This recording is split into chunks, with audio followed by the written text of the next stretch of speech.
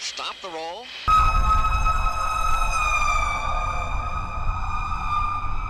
Something blew up. And then when I found out and when they found out what had actually happened, it got a little bit more emotional. It got to the point where, we were alive.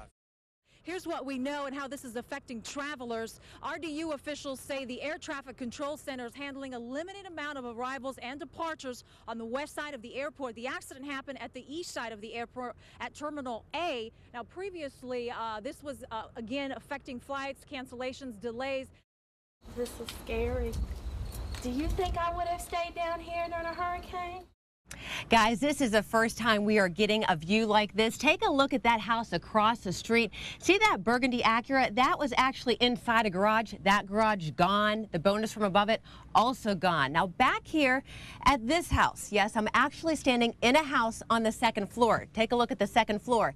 Everything gone. The roof, walls, the entire second floor destroyed. The people who lived here, they were actually inside as this tornado whipped through. If a Marine or a civilian was injured and contaminated with a chemical or biological agent, what would you do? That's what these Marines are learning, how to decontaminate others, themselves, weapons. It's part of their nuclear, biological, and chemical training, or NBC. It used to be before nothing happened that stood for nobody cares. Now everybody cares because it's being used. Breathe in. Head up. The thought of going into a gas chamber isn't pleasant. Put it on chin first. But I wanted to see how our troops are training for this war against terrorism. Ready, exercise!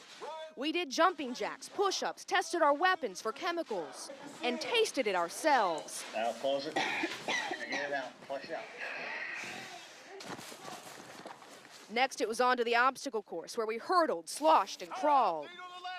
Go! Get up! When I came up, I definitely needed air. Well, that was an experience.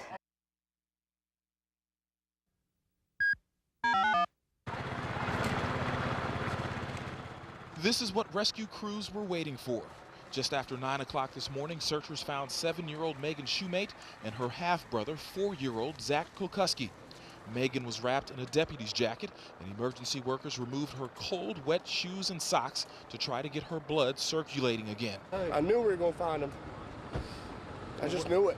Deputy Chase Stott was one of the men who found the kids.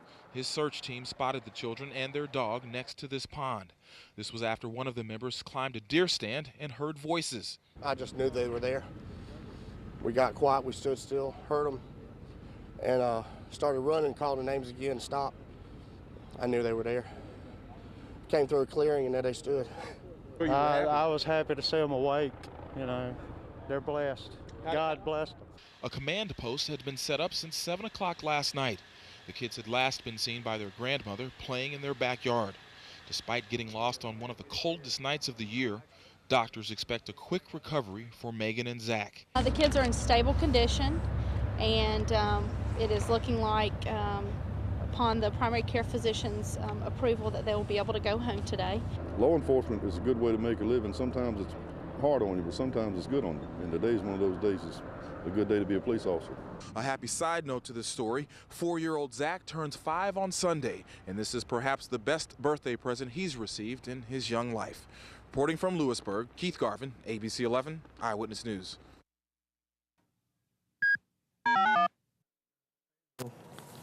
Him and a couple survived Hazel. Yeah, that was something to remember. 50 years later, Jerry Helms remembers Hurricane Hazel as if it wasn't all that long ago. And no kind of warnings hardly at all. And here we were a young couple, we ain't listening to nothing, and just on our honeymoon, and who wants to watch TV? Helms takes us back to his honeymoon spot and recounts the day that Long Beach was swallowed by the ocean. The old house was just like this. All of a sudden, everything started, and things started flying around. The houses were flying around, floating.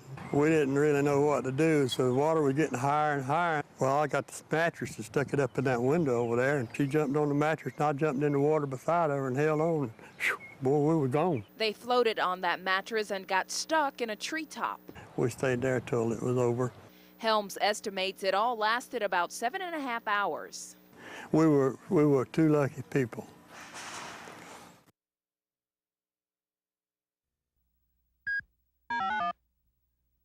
By now, you've seen soldiers in formation, more times than you can probably count. But what you haven't seen is this: soldiers being carried away because of heat exhaustion. This isn't a drill. While covering the mobilization of soldiers assigned to the 805th to areas in Afghanistan, 7 soldiers were taken down by an enemy on U.S. soil, the North Carolina Sun. We're not used to some of the heat here. They're so not used to the heat that the ceremony was immediately moved inside, leaving only empty chairs to suffer a heat index of close to 100 degrees.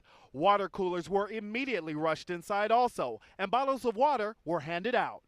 I think some of the people did not indulge in some water last night, so they needed to do that, and that's one thing we're going to have to overcome and try to adapt to. Right now at 5:30, an I-team investigation that is both crazy and scary at the same time. Not usually the way we describe these stories, but trust us, this one will have you shaking your head. Lead I-team reporter Steve Daniels is here to explain. Steve? It's really a shocking situation, Francis and Tisha. People apparently taking advantage of the mortgage crisis to try and take over homes, and they're doing it without actually buying the homes, kind of like modern-day squatters.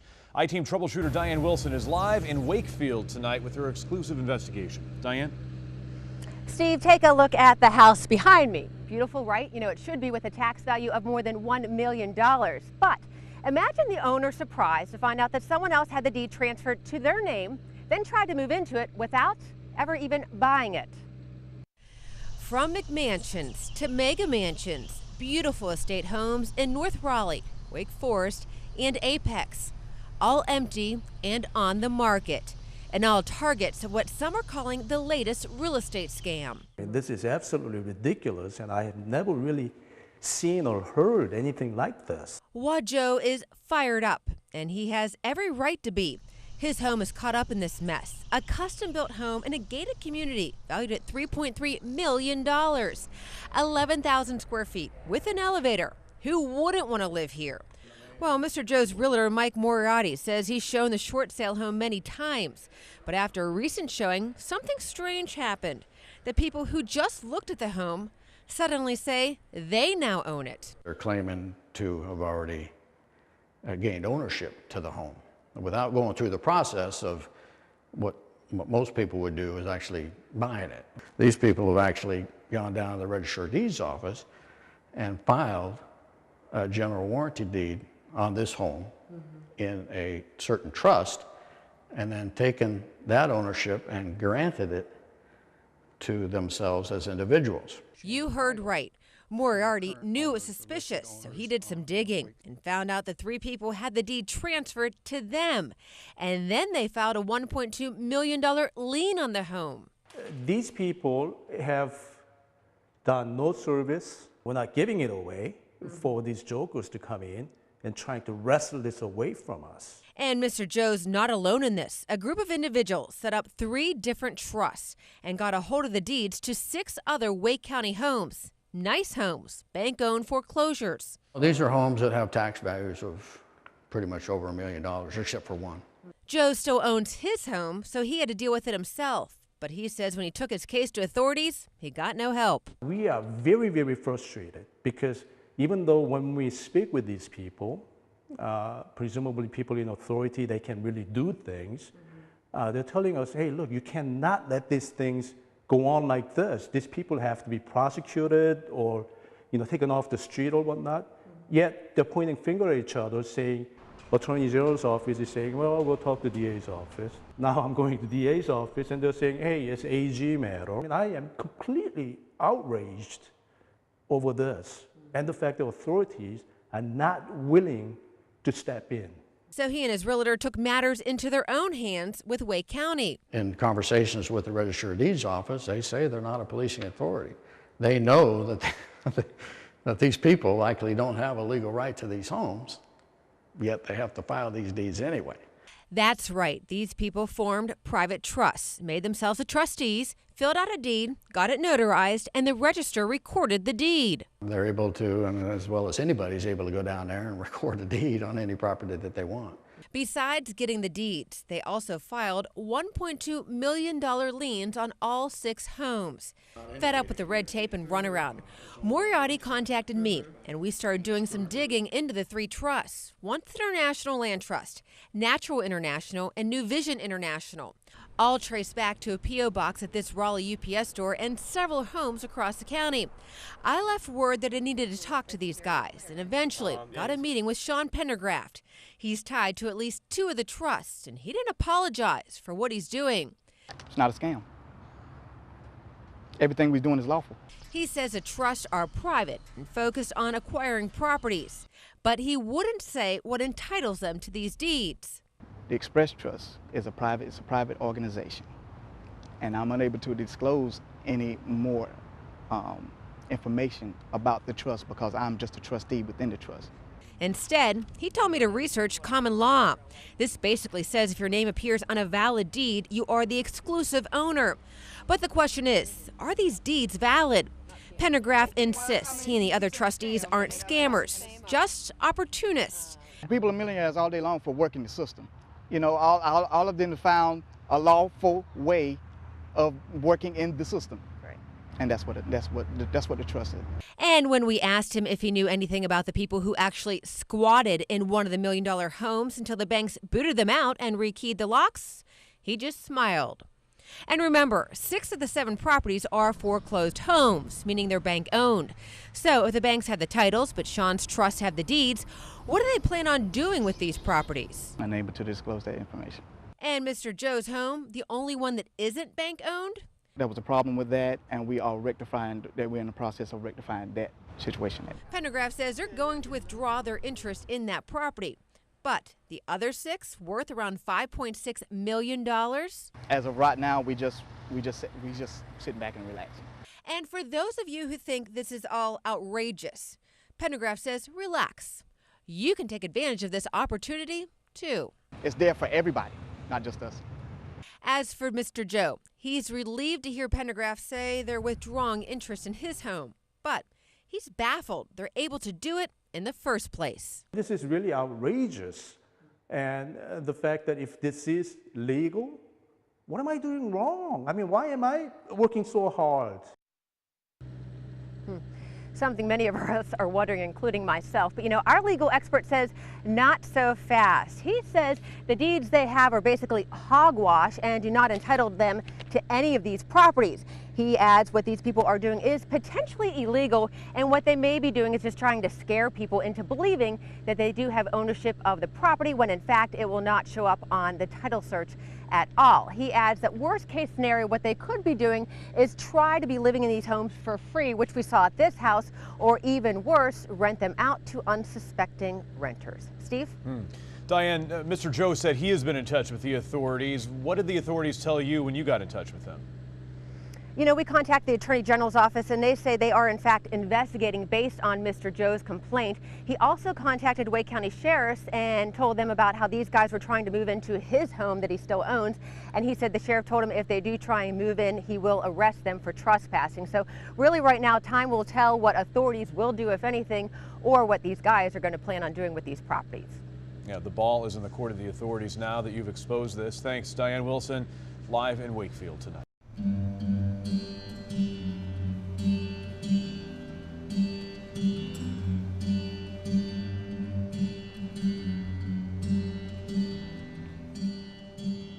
Eighteen-year-old Leah Vett has been dancing since she was 3. It just used to be a hobby of mine, and throughout high school, I found myself really looking forward to dance class like a lot more than, of course, school. And dance class would be the place I would go to after the end of the day, or I could just express myself in so many ways.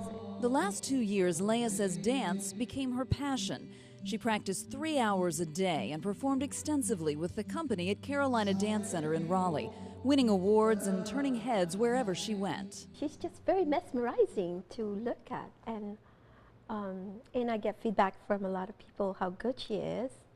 And it just confirms that, yeah, she is good. Oh, look at this. But Leah and her parents didn't realize just how good she was until the phone call came from Juilliard. She started off the phone call with, "Hi, Leia, I'd just like to congratulate you on your acceptance to the class." And I didn't even remember, I didn't even let her finish her sentence. I was like, "Oh my goodness, thank you so much, thank you, thank you." I couldn't stop thanking her. It probably sounded like such a fool, but I was very excited. You see, Juilliard was just a dream school for Leia. With only 12 women accepted each year, it seemed out of reach. And while she wanted to go to a college with a dance program, her main focus was academics. Graduating from Enloe with a 5.1 grade point average, Leia was thinking hard about a medical career.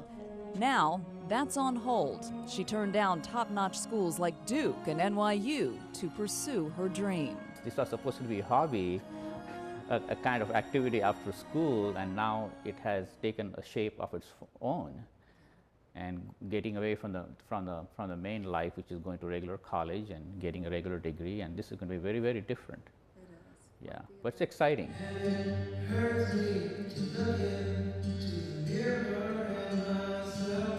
Leia's teachers at Carolina Dance say while her forte is ballet, she can do it all. She's so gifted at each type of dance, that's one of the things that sets her apart. Her doors are so open in the future because she could be on Broadway, or she could be in a company, or she can almost do anything. Leia's not sure where she'll end up. For now, she's focused on learning all she can so she can dance professionally one day and share her passion with others. It's art, you can relate to it in your own way. When you watch it, it touches you in a way that you probably didn't know was possible. It's just very profound and expressive, and I love getting to be in that world.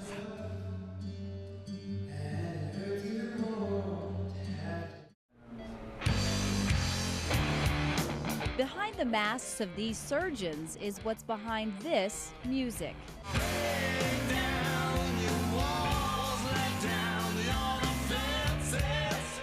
We were first put together as a novelty to play at one of our society meetings, and the idea was to sort of lighten up our big conferences. Not how most bands are formed, but these aren't your typical musicians. There's 6 gynecologic oncologists from around the country, including Drs. John Soper and John Bogus from UNC Women's Hospital. We all thought about it and thought, okay, well, this could be fun. None of us really knew each other that well. So we, over the internet, put together a song list. Everybody practiced on their own, and we put together 20 cover tunes. Those tunes struck a chord and landed the band a record deal. While the work that we do, where we are, is very important, that this could actually affect so many people, and it can be very powerful. Through powerful music and their unique band, the doctors are hoping to raise awareness and funds to fight gynecological cancer. Even their band name, No Evidence of Disease, or NED, has meaning. NED seemed perfect because that's actually the abbreviation we write on our charts when our patients are doing well.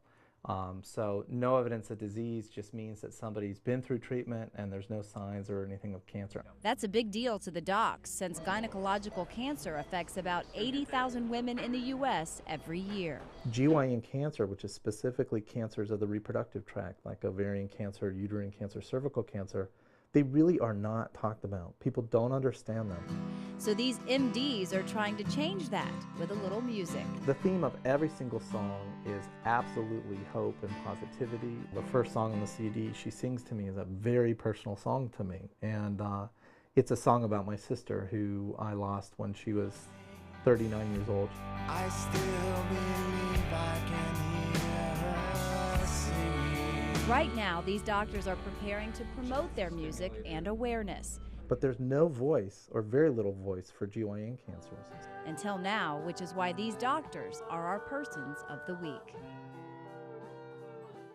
We have an exclusive iTeam consumer alert that could be costly for you and your kids. We discovered an important and expensive product on store shelves long after its use-by date. We're talking about baby formula, critical to many babies' development. iTeam troubleshooter Diane Wilson has the results of her undercover investigation. Tisha and Steve, many moms don't breastfeed for one reason or another. So formula is key to their newborn's healthy growth. And most parents know it's not cheap, usually 20 to 30 bucks a can. It's such an important supplement that it's one of the few foods the FDA requires to have a use-by date on it. But we found it's easy to find outdated formula on local store shelves. Toys R Us, Bye Bye Baby, Target. Some of the most popular places to buy baby stuff, including formula. But buyers beware. What we found isn't supposed to be happening, especially with infants' health at stake. Here's another one. Our first stop, this Raleigh Harris Teeter. The use by date reads October 5th, 2012. And today is Friday, January 18th, 2013. And that's not all we found. Here's 1, 2, November 3rd, 2012 is the use by date. And this whole box, used by November 3rd, 2012. That's 8 total. So we told the manager. This was October 5th, along with this one, and these are all November 3rd, 2012. The manager thanked us and assured us he'd fix the problem. And he did, which we confirmed on a follow-up checkup a few days later. Next stop, this Durham Walmart. Used by November 1st, 2012, and it's November 15th. And another one. That makes 7. Right next door at this Bye Bye Baby, we found 1 can, out of date by a month. And at this Durham Target, 1 6 months past date. Date on here says May 1st, 2012, and it's November 15th, 2012.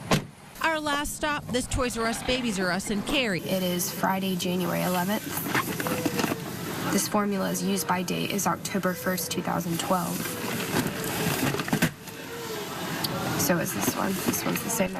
We found 5 boxes right away, and then we found more. That's 7. We decided to buy some of the formula to see if a clerk would notice it was out of date. But they checked us right out. So we waited a few days and returned it. I just wanted to share this piece so that you would be aware. Okay. We got our money back, but that's not all we really wanted. Well, can you make someone aware? I'm aware. We're good. Okay.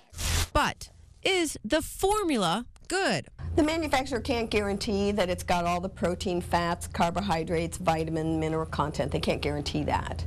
And in an infant who's growing very quickly, that might be a problem. Licensed dietitian Patricia Becker says that while it's very unlikely that feeding a baby formula past its use-by date would cause any immediate health problems, the biggest concern with out-of-date formula is that babies may not be getting necessary nutrients just when they need them the most. It is extremely crucial because you really get a window, and especially with brain development, by age of 2 you're done.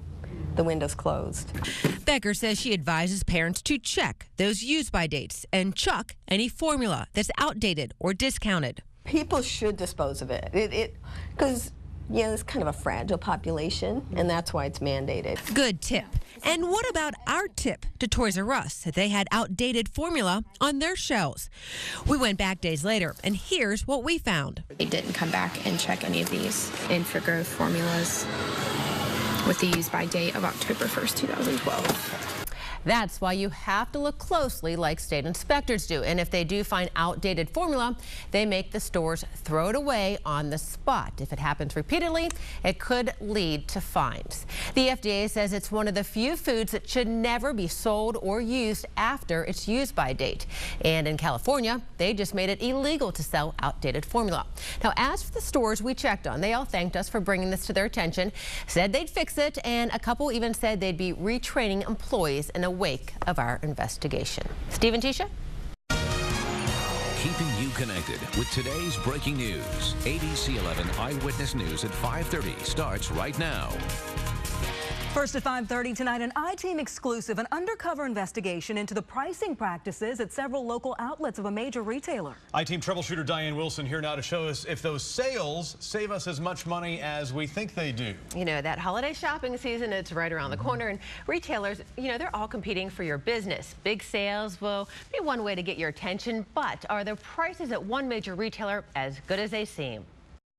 Big sales, deep discounts. Seems like it's always easy to find something on sale at Kohl's. They have all kinds of specials. That's say $47.52. But are you really saving as much as you think? We went shopping undercover to several Triangle area Kohl's stores, checking price tags. And it's the price tags that surprised us. We found more than one sticker price on many items. Price tag on top of price tag, with the price going up instead of down, even though the items were on sale.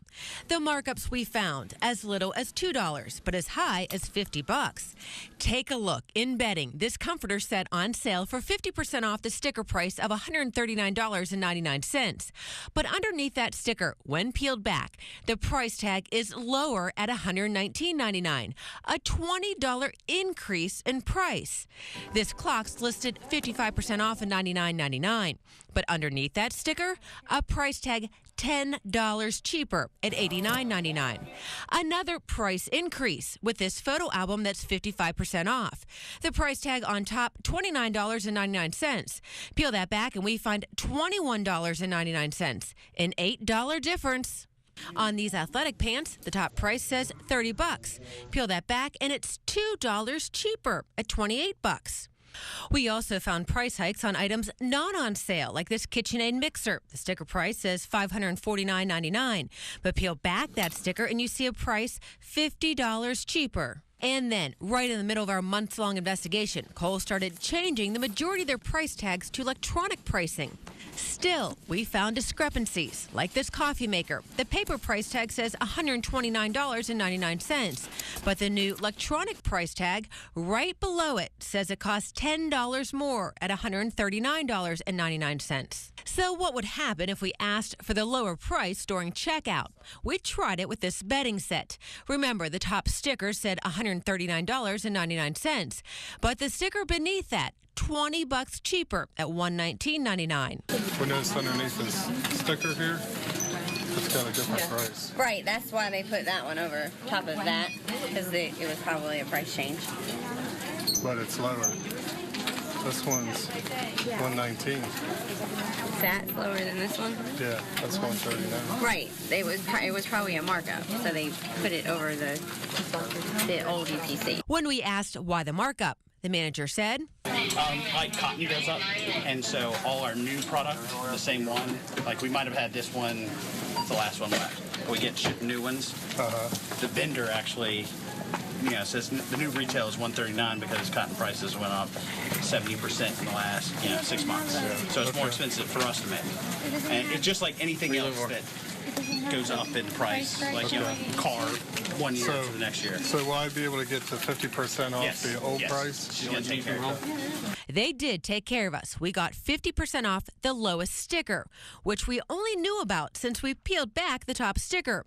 But once we got the bedding outside and took a closer look, we realized a problem. Remember, the manager told us the bedding was marked up because the price of cotton went up. This bedding is not cotton. It's 100% polyester. 33% off. At the Briar Creek Kohl's, when we asked about whether we could get the sale price on this pot and pan set off the bottom sticker of $119.99, as opposed to the top sticker, which is $30 more at $149.99. The 30% is taken off of the original price, which was $149, so that brought it down to $99. Oh, but if I think what $149 she's saying is is the original price, then why would a price tag below it be? Because obviously $119 was put on first because it's below it. Yeah, because that was probably an early bird price or something, a different kind of a discount program. So sometimes we have these programs where on a Friday evening or a Saturday morning, they have what they call early bird specials, which are extra discounts. But once we asked more questions, the manager stepped in and told us a price increase was actually because of the manufacturer. The retail, the actual vendor who shipped them to us changed the price before they shipped it to us. So I guess they did a markup on it. So we reached out to Kohl's corporate headquarters in Wisconsin and were told the following. When determining pricing, including any necessary price changes, the buyers consider a number of factors, including the regular prices of Kohl's competitors for similar merchandise, as well as Kohl's cost for the goods being sold. Changes to Kohl's off-sale prices are infrequently made. While the percentage discount offered may vary from sale event to sale event, Kohl's does not raise regular or original prices on a short-term basis, just for purposes of offering deeper discounts during a future sales event. As is common in the retail industry, from time to time, product prices are increased due to production and raw material cost increases. When these types of price increases are implemented, our stores are instructed to reticket all items currently in our inventory to match the prices on the tags for all incoming merchandise. So, when you're shopping this holiday season, you'll no doubt see a lot of sales. But look closely to see if the price you're paying is really the lowest. So Kohl also adds they constantly evaluate their competitors' pricing for similar products and are confident that Kohl's pricing remains competitive in the department store marketplace. And they encourage any customers that are unhappy with their purchases for any reason to take advantage of their hassle-free return policies. So as you're shopping this holiday season, be on the lookout for that. We got the lower price that one time. Well, you can do your homework too, and even if you buy it, you can go home and see if you can find it somewhere else for a cheaper price and take it back, huh? Oh, I'm the queen of returning for cheaper prices. My husband says over $5. Yeah. I do it. Got to fight for every dollar. Exactly. Huh? Guys, this is a neighborhood dispute, and typically I never get involved in this type of disagreement. But when I saw the pictures of the problem, I couldn't believe it and wanted to try and help. They sound innocent enough. But when these goats get out of their fenced-in area, they're causing havoc for Christina Benavides. There's scratches all over the car, not only on this side. Christina got pictures of the goats surrounding her car. She says these scratches are from the goats. Very frustrating, because I come home and I have to see goats all in my car. Christina says she's tried to talk to her neighbor, who owns the goats, and let them run free, but says it hasn't helped and the goats continue to do damage to her car. She says her neighbor did agree to take care of the scratches, but wouldn't pay once she got these two estimates, which both are over $1,000. She agreed to pay for it, now she doesn't want to pay. She's not listening to me. She's not talking to me. I need something done. I found the owner of the goats, Cindy Stahoviak, nearby. I talked to her about it. I'm not going to do this. Y'all are nuts. At first, she wasn't happy when I asked her about the damage to Christina's car, but then she agreed to walk to Christina's to work it out. We've offered to do something reasonable. She's upset because she says Christina's estimates cover more than just the damage her goats did. It says wet sand and polish entire vehicle. Do you think my goats did the entire vehicle? They didn't. $1,200 is unreasonable. Cindy says Christina just wants some money and not to get her car fixed. Christina disputes that. Your goats did damage to my car. All I'm asking is to get fixed. I'm not asking of you for your money. And things did get heated. I don't want that. I want the money. It's not that I want the money, Cindy. You do. I'm just telling you like it is. But once the two ladies calmed down, the focus was back on the damage. And I do want to take care of the damage. And how about the goats running free? You have the problem with the goats. It is a problem. It My is. little baby should not have gone on the car, and they shouldn't have come around. Cindy not only agreed to keep her goats contained when Christina's home, but they both agreed on a shop to do the work. Cindy says she will cover the damages her goats caused to Christina's car. So the good news, there seems to be peace back in the neighborhood. Back to you guys. The Warriors on the Water event is something that I participate in every year that I can. It's new to me. I just found out about it probably about a week ago. This is just a phenomenal event. It's a great way for us in the local area as fishermen to give back to these guys. Good luck.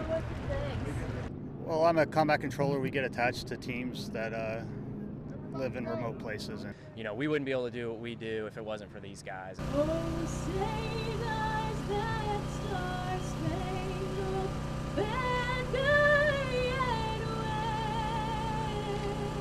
You know, I'm active duty, but I also professionally fish, so to be able to take these guys out and let them experience, you know, what I do when I'm not working, it's just a great way to show them what we do. It's been a helicopter crash. And that was in Iraq, right? Afghanistan. Afghanistan. I still got some back issues. I have a herniated disc in my L5-S1 that's kind of the vertebrae are on top of each other. But my shoulder and my hips have healed up pretty good. So we hit a tree, did a barrel roll, and landed on the side of a compound. Aircraft basically cut in half and caught on fire. We had some pretty severe head injuries. I just say thank you to them. It shows that they really care, and they've gone way above and beyond to help some service members get out here and experience some new things.